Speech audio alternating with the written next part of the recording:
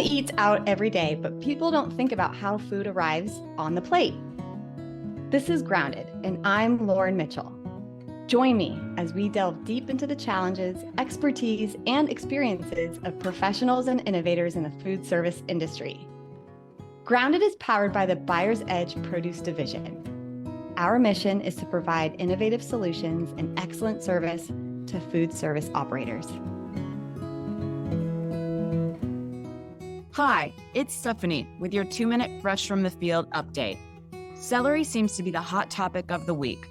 Supplies are below average, and unfortunately, we will continue to see shortages until mid or late June.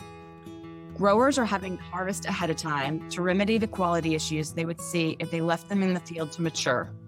Due to this, we are seeing smaller sizes. On a brighter note, weather in the Salinas Valley has been great, and most commodities seem to be steady. Check out this week's Fresh from the Field. We'll be interviewing our own PA procurement team to find out these questions everybody wants answered. What does cedars and celery mean? Also, we'll be checking out some great commodities from our rural partner, Church Brothers. Tune in.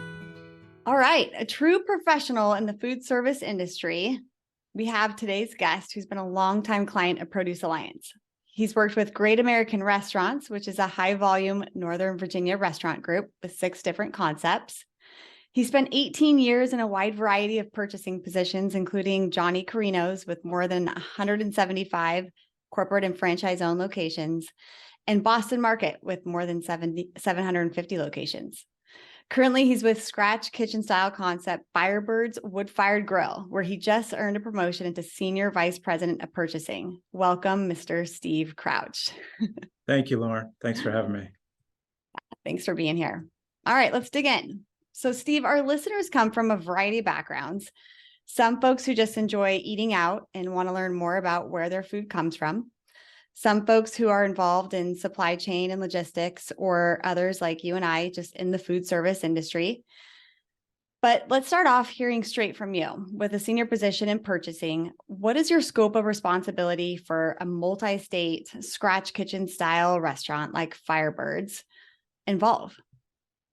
Well, it is pretty involved in that I touch on pretty much anything that is purchased or used, whether it be products, ingredients, services.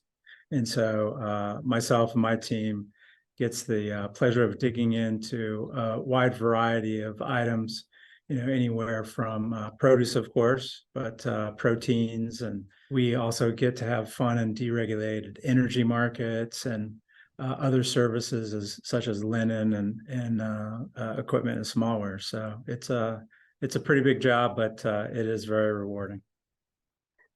Now, when you're spread across different categories like that, would you say one is more challenging than the other? I mean, especially considering produce compared to linens. You're working with perishable items, things with short shelf life. It's definitely more challenging to make sure that they're moving, appropriately and fast enough, and that we get to keep the quality high for the guests. Sure. So with that in mind, what is one thing that you wish your produce distributor or vendor knew that could help you serve your restaurants better?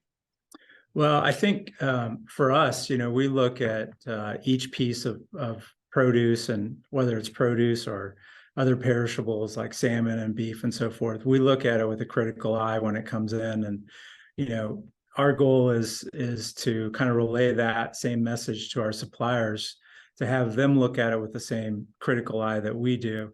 And really what it does is it ensures full flavor for the guests and definitely a vibrant presentation. I love that. Yeah. Yeah. Instagrammable plates, as they say. That's right. That's right. All right. So they say moments of massive disruption can lead to a great opportunity. And certainly in produce, we are accustomed to problem solving and challenges frequently. Can you give me an example of how market disruption or a specific challenge has led you to a strategy that you're still utilizing today? It's been quite a few years ago, but we had a distributor that was destroyed by a tornado. And it was our only DC, and it serviced approximately 100 restaurants in a regional market. And we really had to think outside the box. We had to contact suppliers, reroute inbound trucks to different distributors. We had trailers on the side of the road. We had deliveries coming to our home office in which we shuttled. So we really had to, like, seriously dig in, analyze all of the different movements within the supply chain, and try to ensure that products got to the restaurant so that we could take care of our guests. And it's kind of like sports. If you've never gone hard, it's hard to go hard. But once you've gone hard, it makes it easier to go hard the next time. And unfortunately, we had that same kind of effect a couple of years ago with COVID. When COVID hit,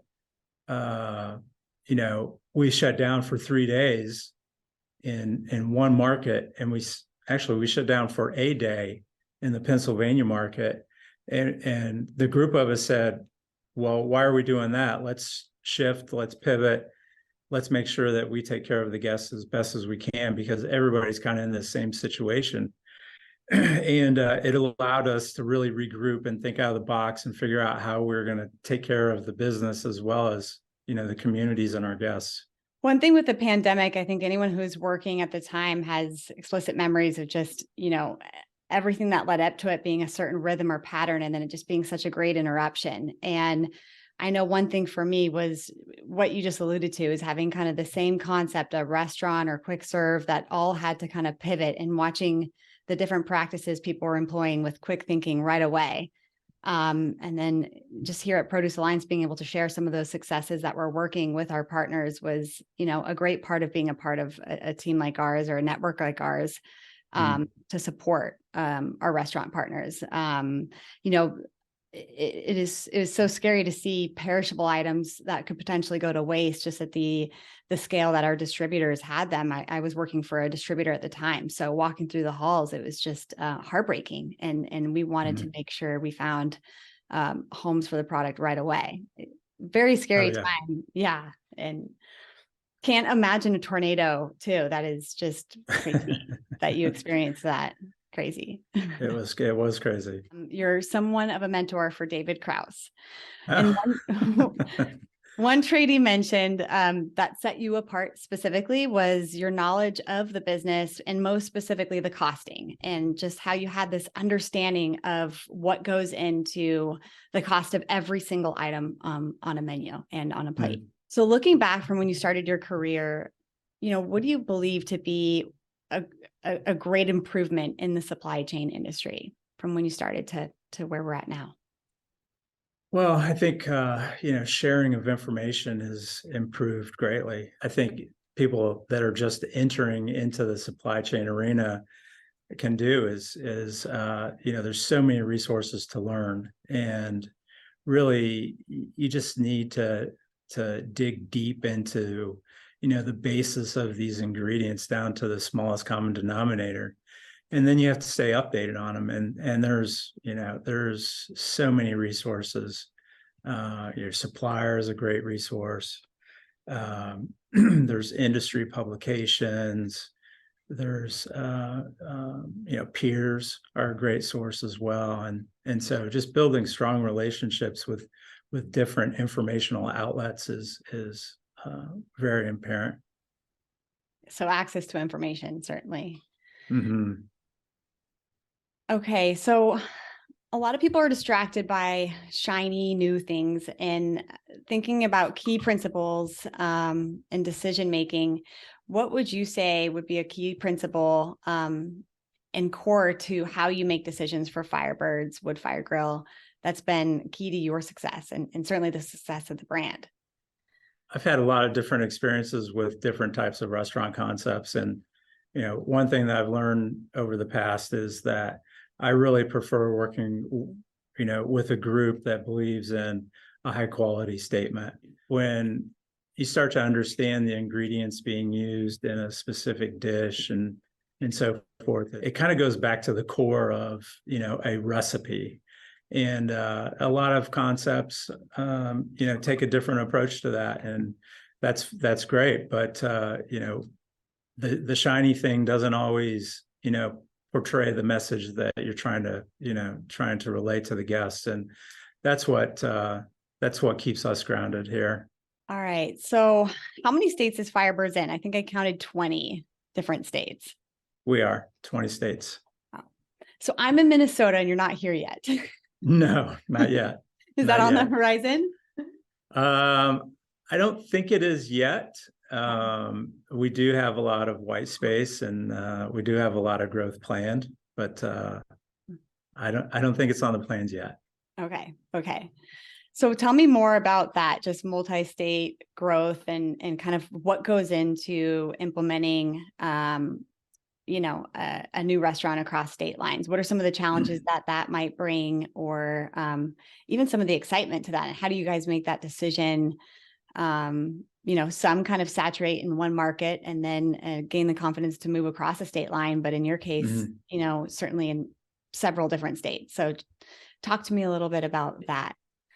Yeah, so it can be pretty difficult moving into a new state. You have to find and source new suppliers, specifically on the perishable lines, but also with your grocery distributor. Our founders developed the concept in Charlotte and quickly took it outside of the state to see if it had reach within other demographics and customer bases. And so we've always kind of had that maverick spirit of wanting to go beyond the boundaries, if you will. Next year we're opening in Arkansas, which will be a new state for us. Very cool. Last year we opened in Texas, which was a new state for us. And so really it's kind of, continually mapping the puzzle and trying to figure out where you're going to put specific pieces and how those pieces are going to fit overall. So just a lot of forethought. Sure. Yeah. And then, the cool thing too is the team is very open to, me saying, I don't know about that region or that state. And so we really have a collaborative group here that talks about, all of the major decisions that we make as we expand. So how do you lean into trends or decisions that drive change within the menu specifically? What considerations do you make prior to making investments into, a core menu change? How frequently has that happened? We rarely change the core menu, significantly anyway. A lot of things that we do revolve around testing through LTOs. Also, we do have a secondary concept within our concept called Fire Bar, and it allows us to rapidly introduce new items to our bar guests to see what kind of legs they have to perhaps make the main menu. So, like I said, we don't make a lot of changes, but we do some research, and we do listen to our guests and our demographics to make sure that that they've got some legs behind them before we take up that real estate. Very cool. So utilize your bar menu as kind of a springboard for, potential new current permanent menu changes. Exactly. That's awesome. Exactly. Does that same bar menu do carry out service or take home as well? They do. Mm-hmm. Yes. Do you notice a difference between favorite items being in restaurant versus those ordered from or for home? I don't see a lot of differences. I think there's, probably some slight differences based off of, how well the different items travel. If you looked at our to-go business, it's probably more full menu. If you look at our delivery business, it's probably a little tighter segment of our menu, things that travel well, salads and pastas and so forth. Okay. So a little bit more with trends and performance that I'm curious about. And I'm sure looking back at 2022. How do you and your team measure your performance for 2022? How did you gauge success or specific trends? Yeah. So we had a great 2021, and coming off of 2021, we knew 22 was going to be great as well. And we just really nailed it.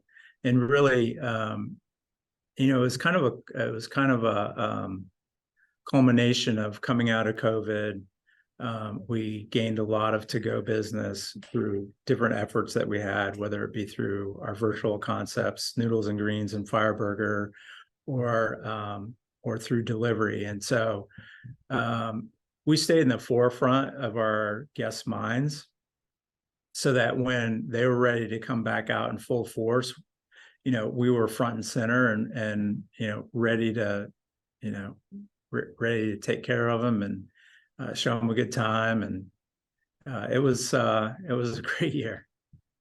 Awesome. The virtual concepts, did those come out as a result of the pandemic, and are they still around? They did, and they are.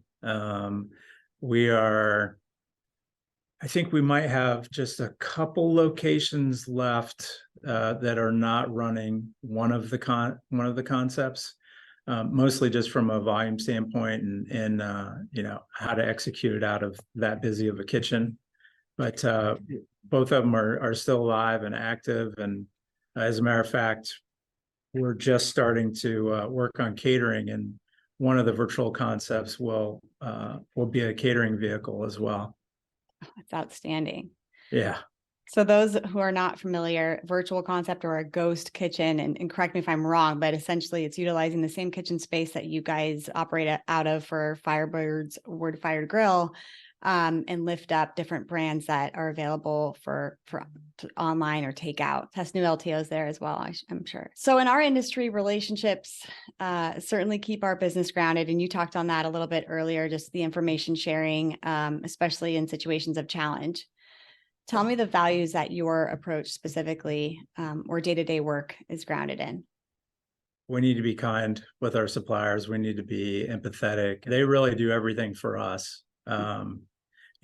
Without them, we wouldn't be here.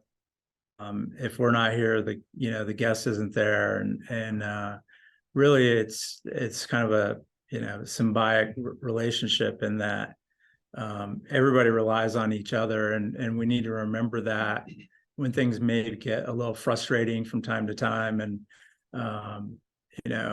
just being gracious and thankful that, the driver is showing up at 8 o'clock with the produce order.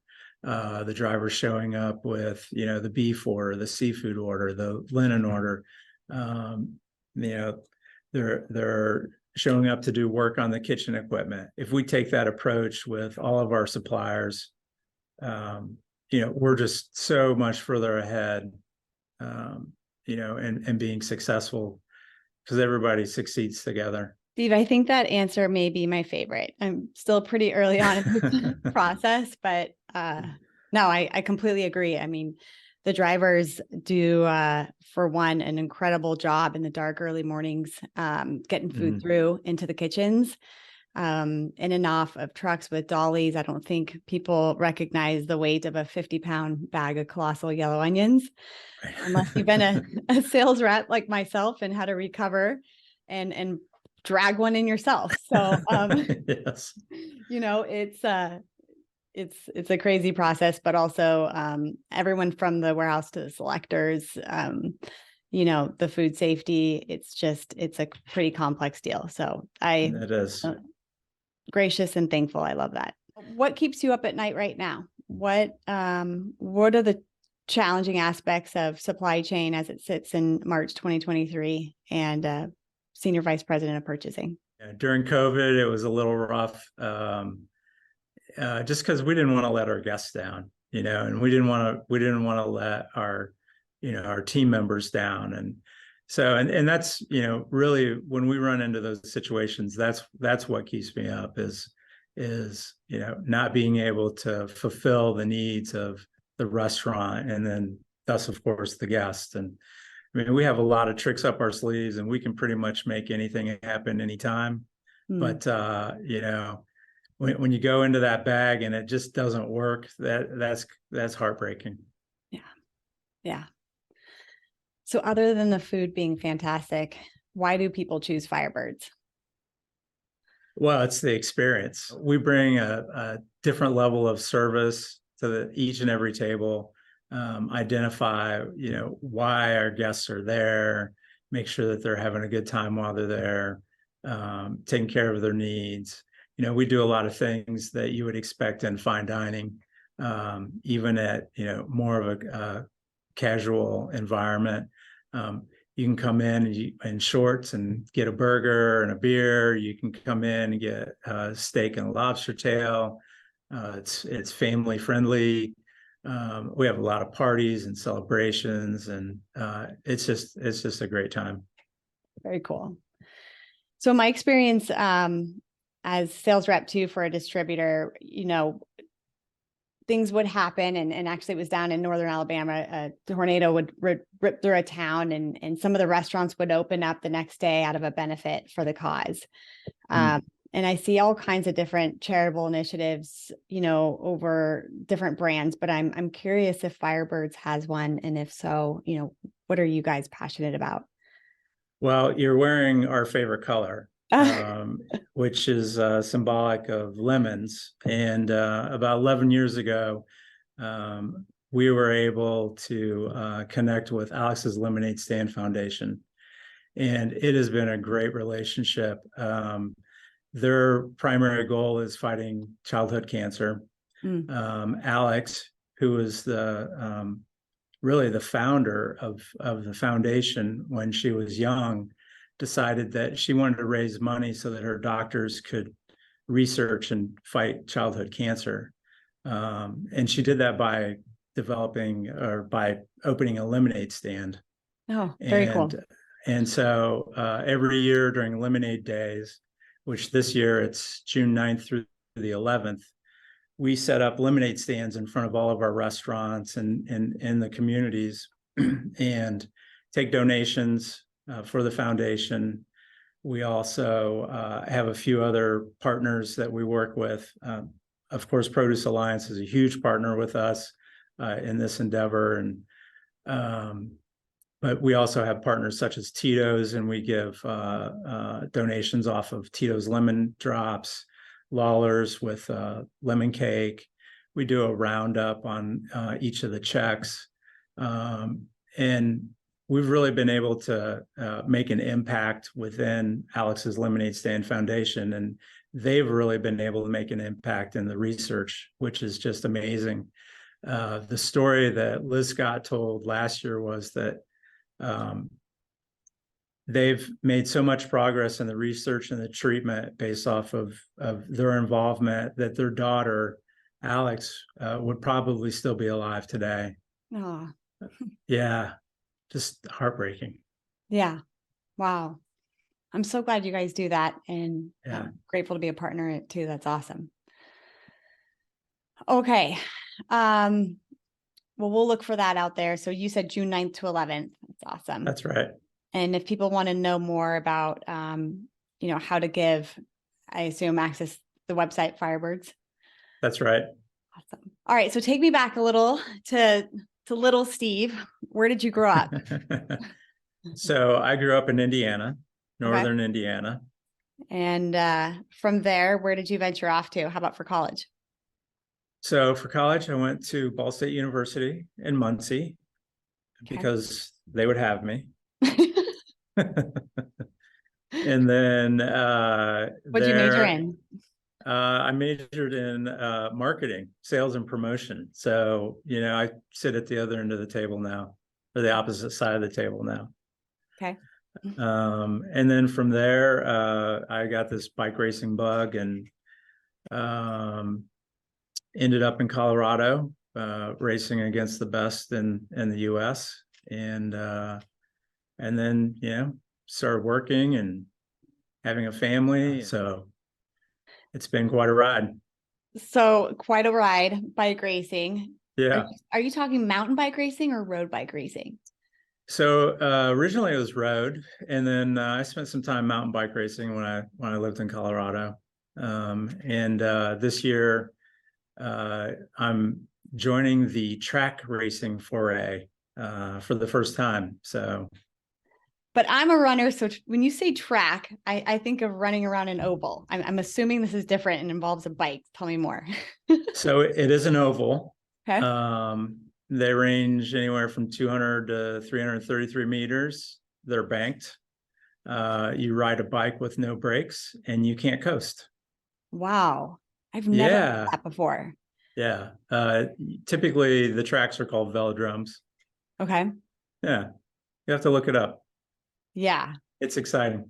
It sounds exciting. I love it. It is.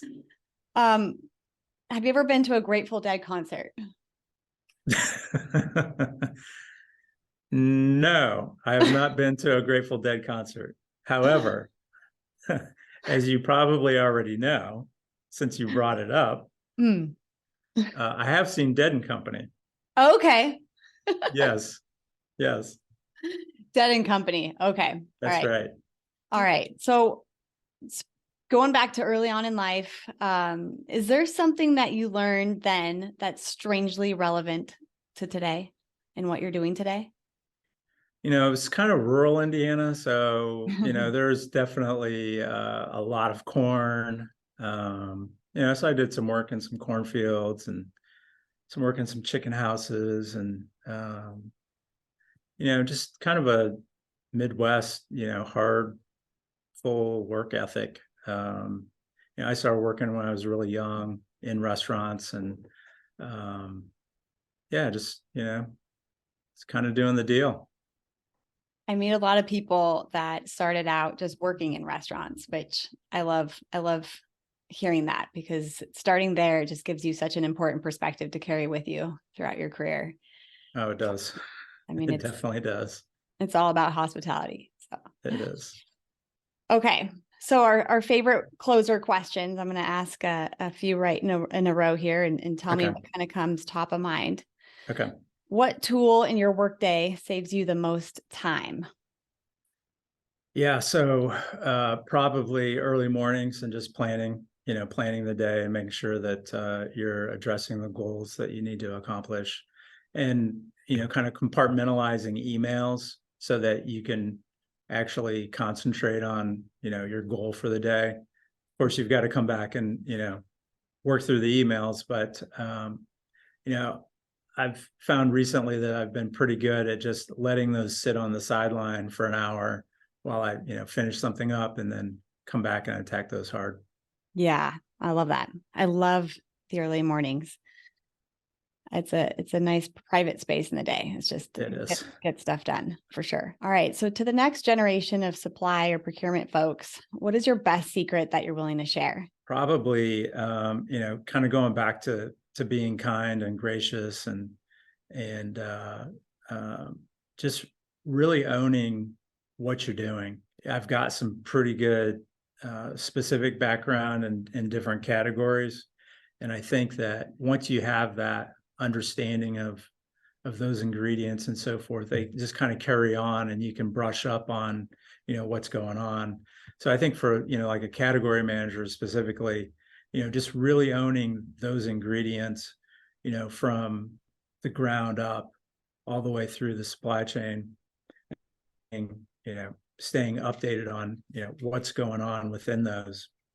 And then I think really the other last thing is being open-minded enough to listen, because you'll always learn something if you just be quiet for a moment and listen to what people say.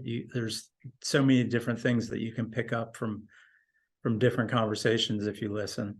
Yeah, it's interesting. The more that I learn, the more that I understand I need to know. Exactly. So yeah. All right. How about a mentor for you? Do you have a mentor, in what way? What's stuck with you from them? My first mentor was my mother.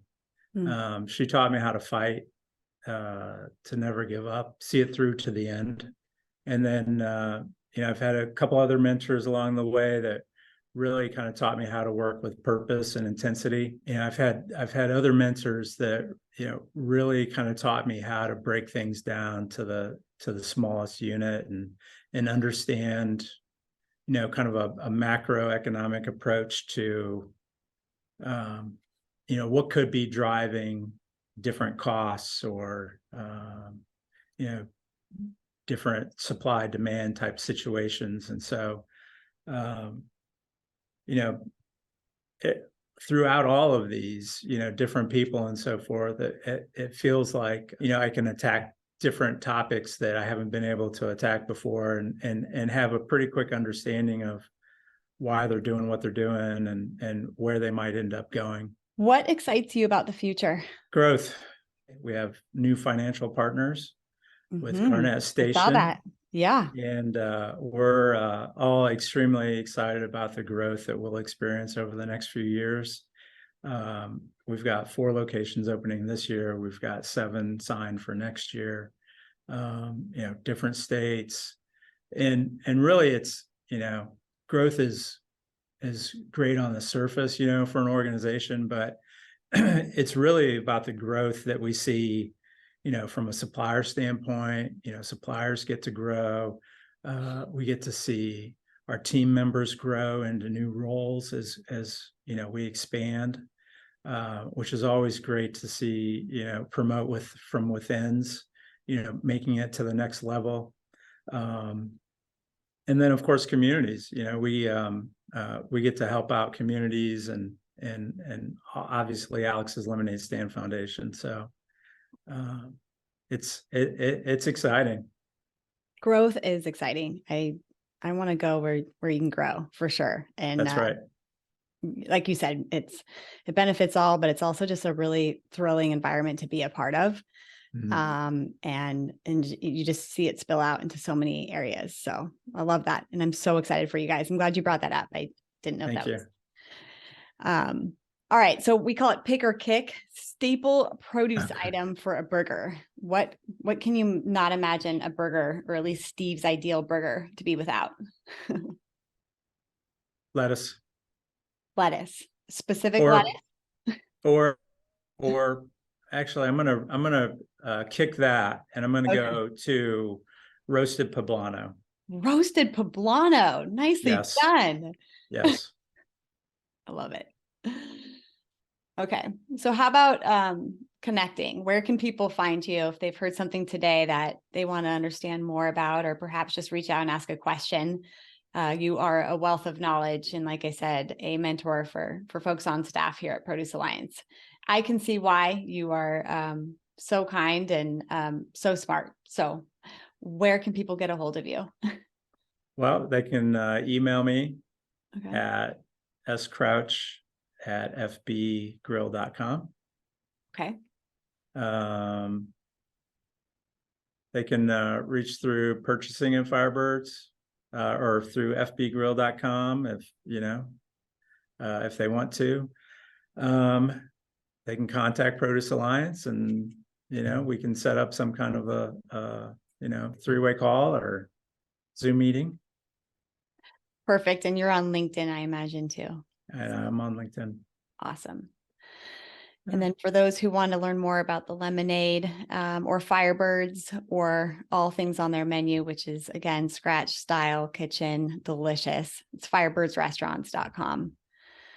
Right. Thank you, Steve, very Thanks, much. Lauren. Thank you. Appreciate it. And thank you to our listeners. If you learned something today or laughed, tell someone about this podcast, Grounded. And thank you again for your time. Thank you. And that wraps up another episode. We have covered a lot of ground today. Thank you for joining. For show notes and our most updated market report, visit us at groundedthepod.com. Grounded is powered by the Buyer's Edge Produce Division. Our mission is to provide innovative solutions and excellent service to food service operators by leveraging technology, talent, and an insatiable appetite to improve.